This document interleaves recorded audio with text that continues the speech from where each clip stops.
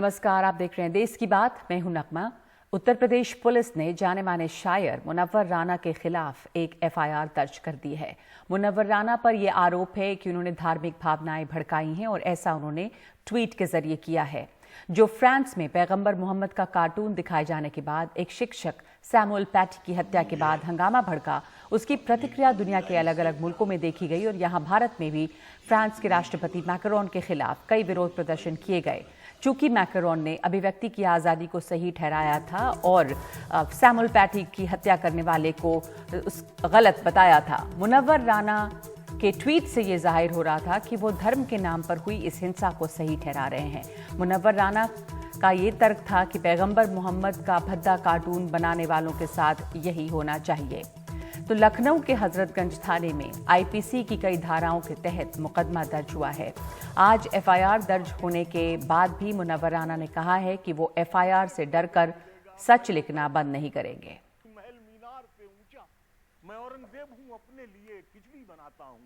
हम शायर हैं, हम कवि हैं, हमारे पास जो कलम है उससे हम पैजामे में नारा नहीं डालते हैं, हम सच लिखते हैं। और सच लिखने की सजा अगर ये मामूली कोई दरोगा एफआईआर कराता है तो मुझे डर नहीं लगता है। सच लिखने के लिए, सच बोलने के लिए तो इस मुल्क में हजारों लोग फांसी पर चढ़ गए, हजारों लोगों ने अपने खानदान कुर्बान कर दिए। मुझे कभी डर नहीं लगता है। मैं अस्पताल के बिस्तर पर या एक बीमार की तरह यहाँ मरना भी नहीं चाहता। मैं मरना चाहता हूँ तो शान से मैं जेल में जाऊं, वहीं मर जाऊं, ताकि दुनिया को ये मालूम हो कि एक शख्स मरते मरते सच बोल कर गया है।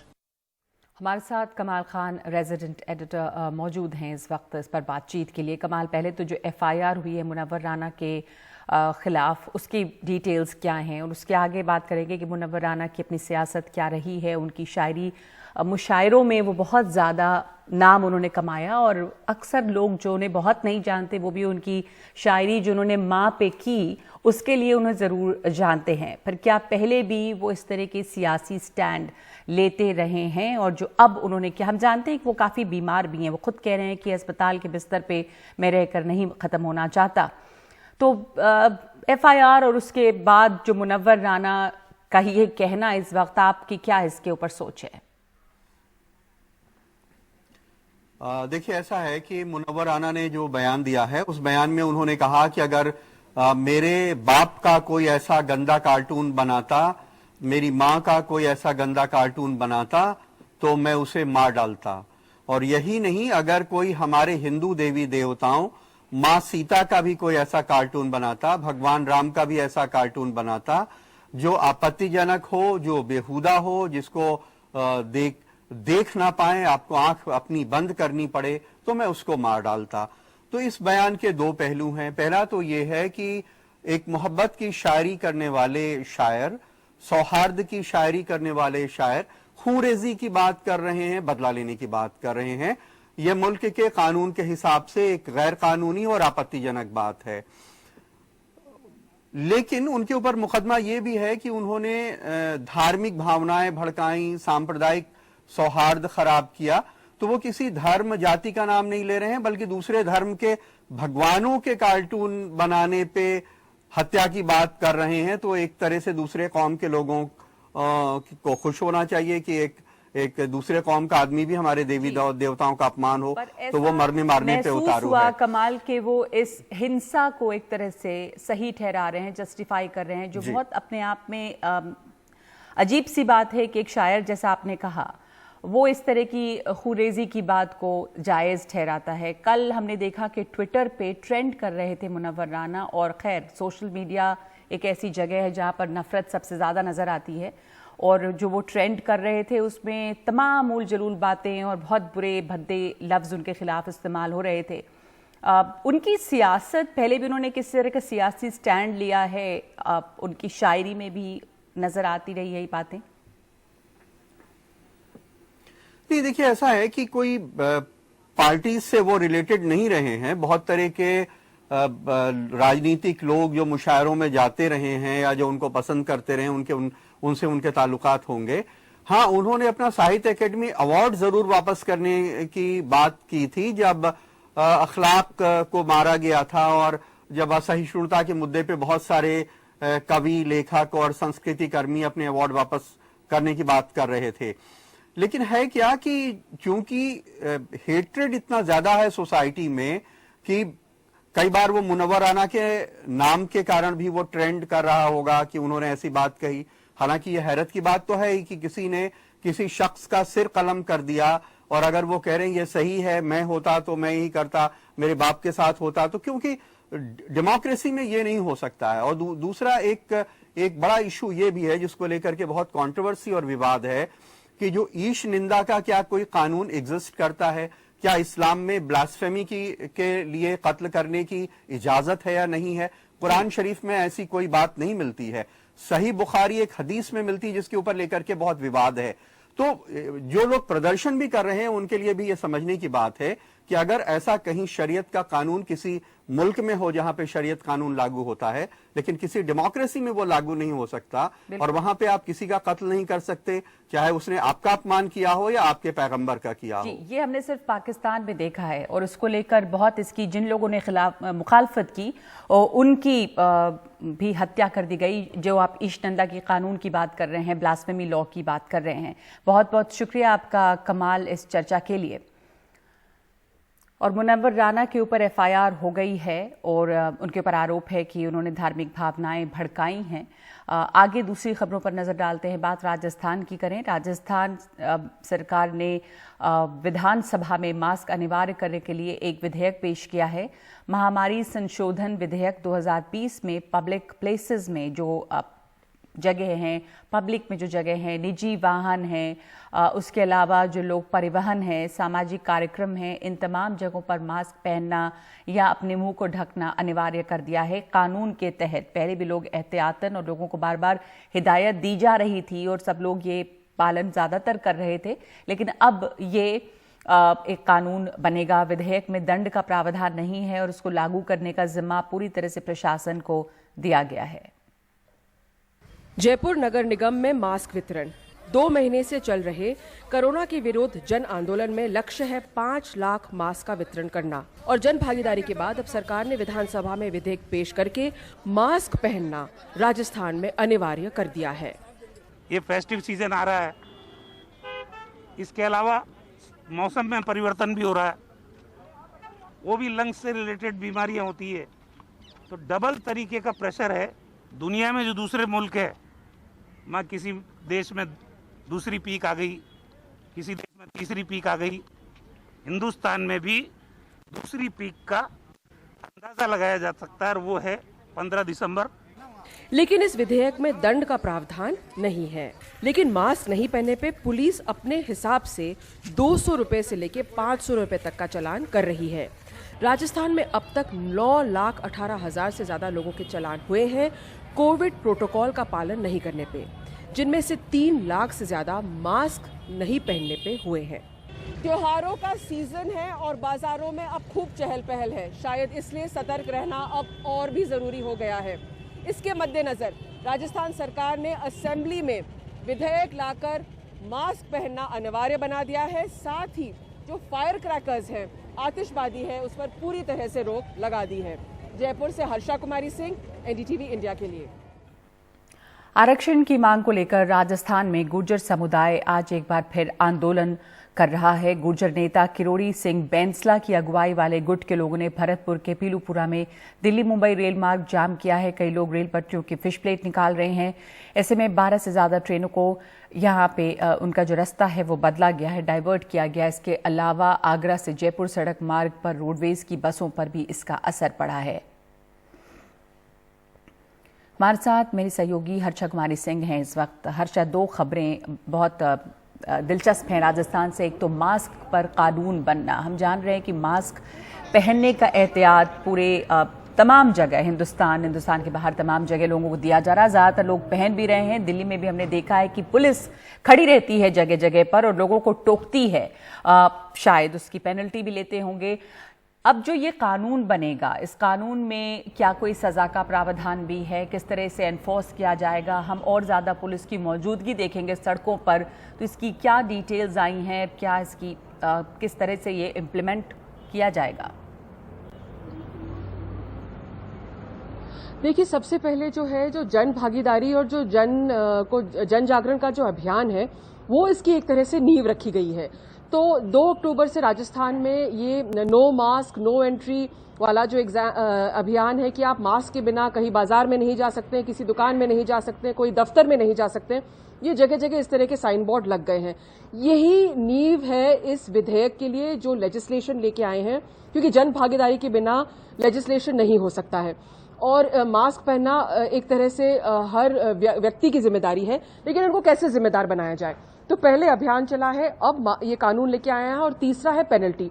अब पीनल प्रोविजंस नहीं है बिल में, विधेयक में पीनल प्रोविजंस नहीं है, लेकिन डिस्ट्रिक्ट एडमिनिस्ट्रेशन, पुलिस प्रशासन अपने स्तर पर बिल्कुल कर सकती है। तो अगर आप कहीं थूकते हैं तो 200 रुपए का फाइन है, मास्क के बिना जाते हैं तो 200 रुपए से 500 रुपए का फाइन है, और अगर कोई वेडिंग इवेंट में अगर आप ने किसी तरह से कोरोना को स्प्रेड किया है, जिसको सुपर स्प्रेडर इवेंट्स कहते हैं, तो 5,000 तक का जुर्माना है। तो इस तरह से ये जो है इसको लागू करने की कोशिश कर रहे हैं, क्योंकि देखिए राजस्थान में भी टॉप 5 में नहीं है देश के, लेकिन 1,97,000 के आसपास केसेस हैं, जिनमें से करीब 15,000 तो एक्टिव केसेस हैं, एंड ऑलमोस्ट 1917 करीब मौतें हो चुकी हैं। तो ऐसा नहीं है कि सीरियस नहीं है। और आपने सुना कि हेल्थ मिनिस्टर कह रहे हैं कि पीक होने वाला है, उनको लग रहा है कि पीक हो रहा है, क्योंकि लगातार केसेस बढ़ रहे हैं। अगस्त के बाद अक्टूबर में और लास्ट वीक ऑफ अक्टूबर में केसेस काफी बढ़े हैं। जी, तो इसलिए इसकी ज़रूरत महसूस हुई है कि तमाम लोग मास्क पहने। और दूसरे जो गुर्जर आंदोलन दोबारा शुरू हो गया है हर्षा, और उसमें भी हम देख रहे हैं कि गुट बटे हुए हैं। कुछ लोग कुछ बातें मानने को तैयार हैं, लेकिन कुछ लोगों ने शर्त रख दी है, जैसे बैंसला का जो गुट है कि वो इसके बिना बात मानेंगे नहीं। इस बीच में पटरियां रेल की जो हैं उसकी फिश प्लेट हटाई जा रही है, वहां पर एक बड़ा हंगामा खड़ा किया गया है।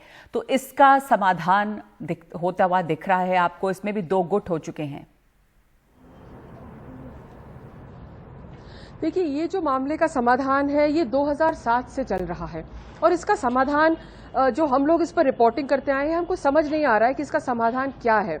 आप रेल की पटरी पे बैठ जाते हैं, रेल ट्रेनें डाइवर्ट हो जाती हैं, और फिर वापस सरकार से बातचीत करते हैं, समझौता हो जाता है, आपको आरक्षण मिल जाता है, हाई कोर्ट उसको स्ट्राइक डाउन कर जाता है, फिर 1-1.5 साल बाद आप वापस वही पटरी पे बैठ जाते हैं। तो यानी कि वही स्टोरी जो है, वही चीजें वापस दोहराई जा रही हैं। तो इसमें एक्चुअली जो गुर्जर आंदोलन है उसमें साफ है कि अगर गुर्जरों को आरक्षण देना है तो उसमें कॉन्स्टिट्यूशनल अमेंडमेंट की जरूरत है, क्योंकि हाई कोर्ट से 3 बार ये जो लॉ है ये स्ट्राइक डाउन किया जा चुका है।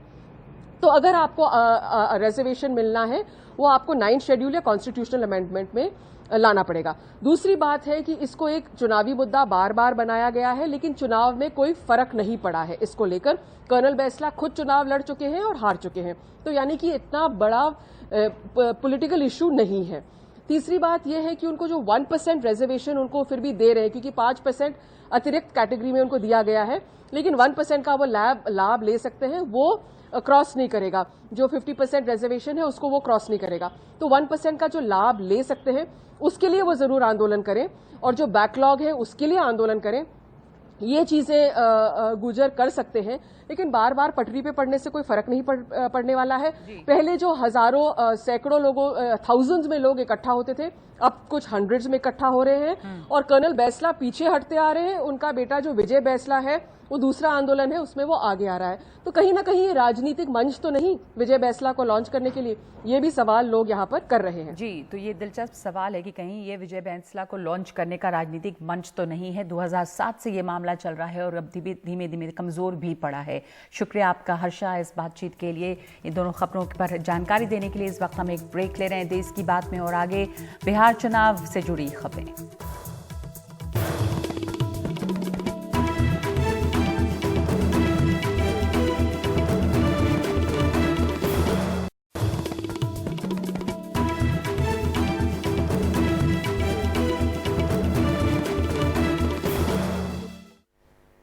और अब बिहार के चुनाव की बात। कल दूसरे दौर की वोटिंग है। जन अधिकार पार्टी के नेता पप्पू यादव ने कहा है कि मोदी नीतीश हिंदू मुसलमान की राजनीति करते हैं। एनडीटीवी के उमाशंकर सिंह से बातचीत में उन्होंने कहा कि जरूरत के वक्त नीतीश कुमार बाहर नहीं आते। तो हमारे साथ पप्पू यादव हैं, क्योंकि अब खजौली से हरलाखी की सभा के लिए उड़े हैं। हम इनके साथ हैं। पप्पू यादव जी, हमने आपका भाषण सुना। आपने पूरा का पूरा जो एक निशाना है वो प्रधानमंत्री मोदी और नीतीश कुमार जो मुख्यमंत्री उन पे साधा। सर आप हमको बताइए ना, आप यहाँ आके गाली गलौज क्यों करते हैं? 15 साल अपनी बात क्यों नहीं करते? आपने क्या किया? क्या हुआ चीनी मिल का? क्या हुआ दूध उत्पादन का? जहाँ दूध फैक्ट्री थी मधेपुर में, आप उस पर क्यों नहीं करते हैं? इतने बार आप आए, 3 चीनी मिल है, आप बाढ़ से बढ़ कोई चर्चा नहीं करते हैं। बाढ़ का आप क्या कीजिएगा?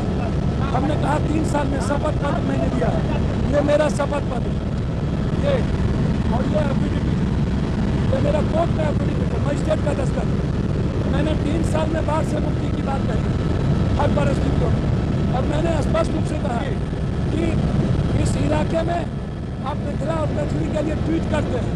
आप जब आते हैं तो आपको कभी मैथिली याद आता है, लेकिन आपको फिश बॉल याद क्यों नहीं आता? आपको मखान याद क्यों नहीं आता? यादव जी, एक बात तो है कि आपने जो छोटी छोटी पार्टियों का अलायंस बनाया है, पीडीए, और आपकी पार्टी का नाम है जाप, तो आपको लगता है कि जाप इस चुनाव में ऐसा असर छोड़ेगी कि आप मुख्यमंत्री बनेंगे, क्योंकि आप मुख्यमंत्री पद के दावेदार हैं? देखिए, मैं मुख्यमंत्री बनूं या ना बनूं, लेकिन 7 महीने से मैं ही तो हूँ। कोरोना वायरस, बाढ़, चिमकी बुखार, सेंटर हाउस, मिथिला की लड़ाई, मिथिला में मैथिली का की पढ़ाई, क्या इस इलाके के बाढ़ की लड़ाई, 18 जिले में बाढ़ थे। एक बार मोदी और लालू यादव परिवार, युवराज कहाँ गायब थे? कोरोना वायरस में युवराज कहाँ गायब थे? चिमकी बुखार में कहाँ गायब थे? चुनाव के बाद, नतीजों के बाद आपका रुख क्या होगा? अगर जरूरत पड़ी आप जैसे गठबंधन की, अगर आपको एक तरफ जाना पड़ा तो क्या गठबंधन की तरफ जाएंगे या एनडीए? सवाल ही नहीं उठता। ये 30 साल बनाम 3 साल, 30 साल धोखा। अगर आप सरकार नहीं बना पाएंगे तो आप महागठबंधन को भी सपोर्ट नहीं करेंगे? नहीं, सवाल ही नहीं उठता है। मैं सपोर्ट उस युवराज का नहीं करूंगा, उस परिवार का, किसी भी परिस्थिति में, जो 15 साल जिनको मौका पहले मिला है। लेकिन उसी पार्टी के हिस्से आप भी थे। सर मैं हिस्सा नहीं था, मैं लालू यादव जी का हिस्सा था। वो भी एक बार जब मधेपुरा में 2 बार चुनाव लड़ना पड़ा, तब मैं एमएलए से लेके एमपी तक इंडिपेंडेंट थे। हम बीच में अलग पार्टी थी, हमारी अलग पार्टी थी, और पहली बार एक बार हमने आप रूल आउट करते हैं कि आप किसी भी गठबंधन को, चाहे एनडीए हो या महागठबंधन हो, सपोर्ट नहीं करेंगे, चाहे जितनी भी सीट आपको आए, चाहे 2 आए, 4 आए, 10 आए, जो भी आए, जो आए नहीं आए। किसी तरह से आपने नरेंद्र मोदी और नीतीश कुमार को हिंदू मुसलमान करने के लिए, खासतौर पर नरेंद्र मोदी को मंच से कोसा है, तो ऐसे में पोस्ट पोल अलायंस के सूरत में आपका तो जो नेचुरल अलाई होगा वो महागठबंधन ही होगा। नेचुरल है। आप जात पात क्यों करते हैं? महागठबंधन के जो युवराज है वो बैकवर्ड फॉरवर्ड पर उतर जाते हैं हमेशा। जात पात है, एक तरफ धर्म। जी, जात पात से ज्यादा जहर है धर्म और मजहब, लेकिन उससे भी ज्यादा जहर है जात। आप कोरोना वायरस में घर में थे, फार्म हाउस में आए तो गोपालगंज के ऊपर बैकवर्ड फॉरवर्ड कर दिए। चुनाव आया तब आपने राजपूत बाबू साहब शुरू कर दिए। क्यों करते हैं ऐसा? आप नरेंद्र मोदी और आप में फर्क क्या है? नरेंद्र मोदी जी आते हैं तो 15 साल जंगल राज की बात करते हैं, अपने राक्षस राज की बात नहीं करते हैं। और जब ये आते हैं कांग्रेस का तो उनको समझ में नहीं आता। आपको लगता है कि ऐसी बिहार की राजनीति में तीसरे फोर्स के लिए कोई जगह है? सर, बिहार की राजनीति में तीसरे फोर्स के लिए ही जगह है, आप इस बात को समझिए। लेकिन आपके वोट काटने से ये कहा जा रहा है कि आरजेडी को और महागठबंधन को नुकसान होगा। सर, मुझे तो समझ में नहीं आता। पप्पू यादव की पार्टी है, कांग्रेस लड़ती है यूपी में, क्या भोटकब्बा है? मैं तो यह कह रहा हूँ कि एनआरसी में आरजेडी कहाँ थे? 3 तलाक में आरजेडी कहाँ थे? जब जमात और 7 पर लड़ाई हो रहा था तब कहाँ थे? तब अकेला पप्पू यादव आरजेडी के युवराज घर में थे, उन्होंने एक बार एनआरसी में नहीं निकला। ये लोग नीतीश कुमार ऊंची जात को डराते हैं लालू के नाम पर, और लालू जी डराते हैं मुसलमान को, भाजपा को। आपने पप्पू यादव जी को आपने सुना, उन्होंने साफ कर दिया कि वो किसी भी सूरत में किसी भी गठबंधन के साथ नहीं जाएंगे। मुख्यमंत्री ना बने ना सही, सीटें चाहे जितनी भी आए, लोग चाहे बेशक इनको वो कटुआ कहें, लेकिन ये अपने उसूलों पे, अपनी विचारधारा और अपनी जो एक अपना जो एक प्रोग्राम लेकर चले हैं उसके साथ बने रहेंगे। अब देखना है कि इनको चुनावी कामयाबी कितनी मिलती है।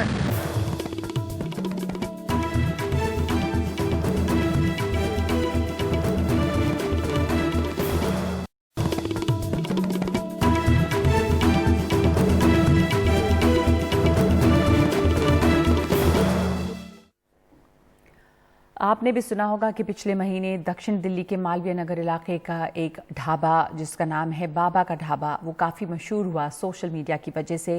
ये कहानी थी 80 साल के कांता प्रसाद और उनकी पत्नी बादामी देवी की। लोग यहाँ खाना खाने नहीं आ रहे थे, लॉकडाउन की वजह से उनका जो भी कारोबार था वो बिल्कुल ठप था। और उसके बाद एक फूड ब्लॉगर ने इनका एक वीडियो बनाया जो बड़ा भावुक सा वीडियो था और ये वायरल हो गया और बाबा के ढाबे पर खाने वालों और उसको उनकी मदद करने वालों की लाइन लग गई। लेकिन ये बाबा का ढाबा एक बार फिर से अब सुर्खियों में किसी और वजह से है। ढाबा मालिक ने उसी फूड ब्लॉगर पर पैसों की हेराफेरी का आरोप लगाया है, जिसके चलते उनका ये ढाबा काफ़ी मशहूर हुआ। शरद शर्मा की रिपोर्ट। दिल्ली के मालवीय नगर में बाबा का ढाबा। पिछले महीने तक यहाँ लगभग सन्नाटा पसरा रहता था, लेकिन आज यहाँ ग्राहकों की लाइन रहती है। पहले 200-300 रुपए की दुकानदारी होती थी, अब रोजाना 6-7 हजार रुपए की है। बाबा के ढाबे की बिक्री बढ़ने का सबसे बड़ा कारण फूड ब्लॉगर गौरव वासन है, जिसने बीते महीने 80 साल के ढाबा मालिक कांता प्रसाद और उनकी पत्नी बादामी देवी का एक इमोशनल वीडियो बनाया। वीडियो वायरल हुआ और कांता प्रसाद के यहाँ खाने वालों और मदद देने वालों की लाइन लग गई। लेकिन अब कांता प्रसाद ने उसी फूड ब्लॉगर गौरव वासन पर पैसों की हेराफेरी का आरोप लगाया है और पुलिस में शिकायत दी है कि फूड ब्लॉगर ने मदद के लिए आए पैसे सिर्फ अपने और अपने परिवार के खाते में लिए। अपना खाता नंबर दे रखे हैं, हाँ। अपने बीवी के दे रखे हैं, अच्छा। अपने भाई के दे रखे हैं, हाँ। खाता नंबर, हाँ। अब 4-5 दिन, जब एक दिन में 2 लाख रुपए उनके आ सकते हैं, हाँ। तो आप ये बताइए कि 5-6 दिन में 7 दिन में कितने पैसे किसको आए होंगे। अच्छा।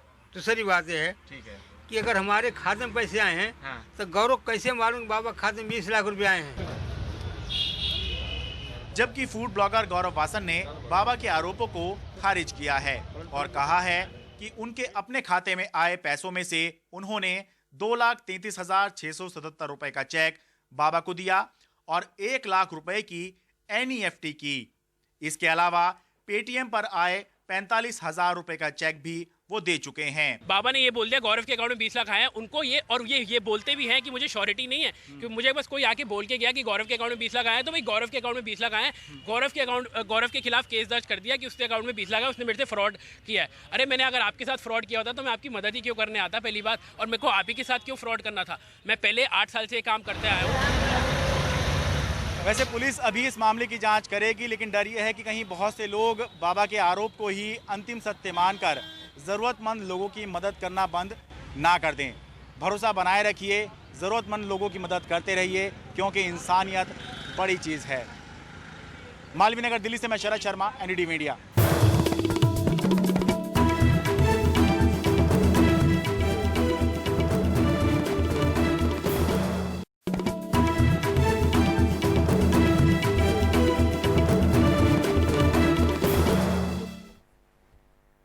महंगाई की मार चौतरफा पड़ रही है और ख़ास करके जो रोज़मर्रा की चीज़ें हैं जैसे सब्जियां, दिल्ली से लेकर मुंबई, यहाँ तक कि बिहार में भी कई जगह पर सब्जियों के दाम जो हैं वो चुनावी मुद्दा भी बने हुए हैं।